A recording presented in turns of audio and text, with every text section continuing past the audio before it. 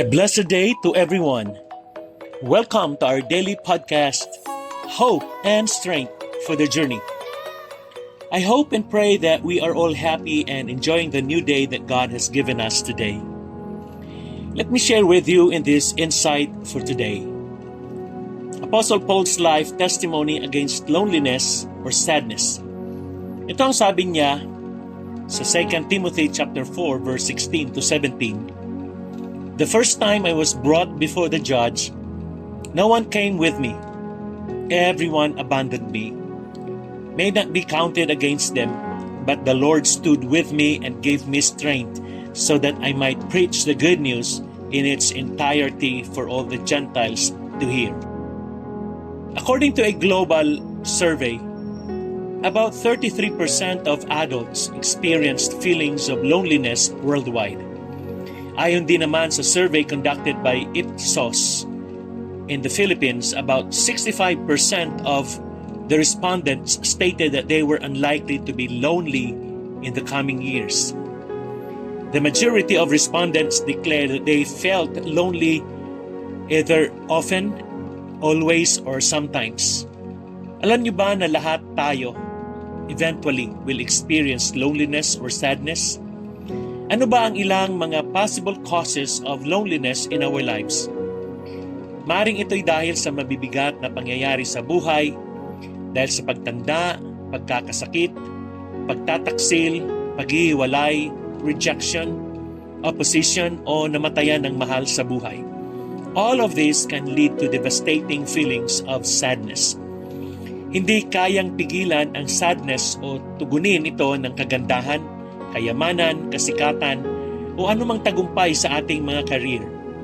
In reality, maraming magaganda, sikat, mayayaman, ang lonely sa panahong ito. Even marriage doesn't protect us against loneliness. Merong nagsabi, makapag-asawa na nga para sumaya ang buhay ko. And later, after a few months, ito na ang sinasabi niya, makapaghiwalay na nga dahil lumungkot lalo ang buhay ko. Is there an antidote to sadness or loneliness?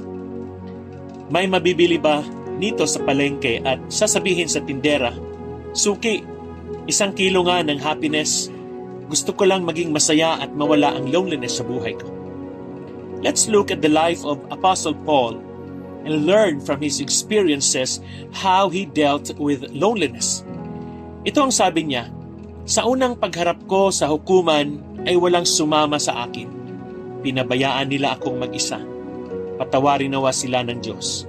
Ngunit sinamahan ako ng Panginoon at binigyan ng lakas upang makapangaral ng lubusan sa lahat ng hintil. Apostle Paul focused on his life goal, even toward the very end when he was dying alone, to share with people the good news about Jesus. Sa 2 Timothy ay ipinahayag niya na siya ay humarap sa judge na nag-iisa at wala man lang siyang kasama na makakausap at magbibigay sa kanya ng encouragement. Iniwan siyang mag-isa ng kanyang mga kaibigan, but he kept his eyes focused on the spiritual needs of the people around him. Paul focused on others because he knew everyone needed to hear about God's love and His saving grace. Pwede niyang i-focus ang isip niya sa sarili niyang problema, pero mas pinagtuunan niya ng pansin kung paano niya matutulungan ang iba. It kept him from being lonely, even when he was alone. Kapag tayo'y nakaramdam ng loneliness, huwag tayong magmukmok sa tabi at maawa sa ating sarili. Huwag nating sabihin, ako'y malungkot. Wala sa aking nagmamahal. Nobody cares and nobody even likes me. Kapag ginawa natin ito, nakatuon lang tayo sa ating sarili. Sa halip, ibaling natin ang ating kalooban outward, and instead of building walls, let's build bridges to others. Amen. Tinitiyak ko sa inyo na marami tayong makikilala na mga lonely people who also need help.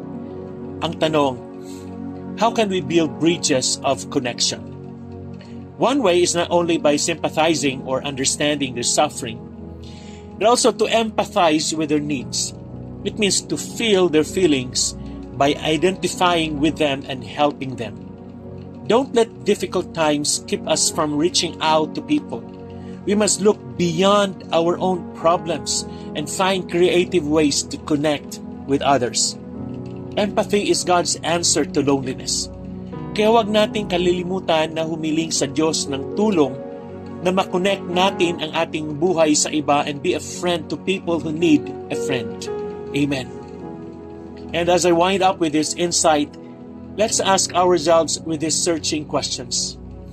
May kalungkutan ka bang nararanasan sa panahong ito ng iyong buhay?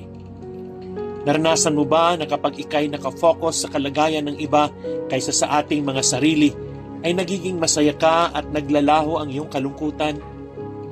Gumugugol ba tayo ng ilang minuto ng ating oras praying for God's help to connect with other people? Mari ba nating hilingin sa ating Panginoon na ipakita sa atin ng isang taong nalulungkot at abutin ang taong yon ngayon? Amen. Let us pray. Heavenly Father, we need your comfort as we are feeling lonely. Help us to remember that you see us even when others don't.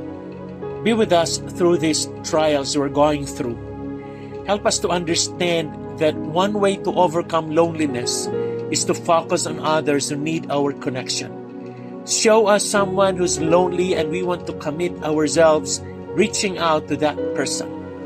This we pray in Jesus' name. Amen and amen. Good day po muli sa inyong lahat. God bless you and your family. See you again tomorrow.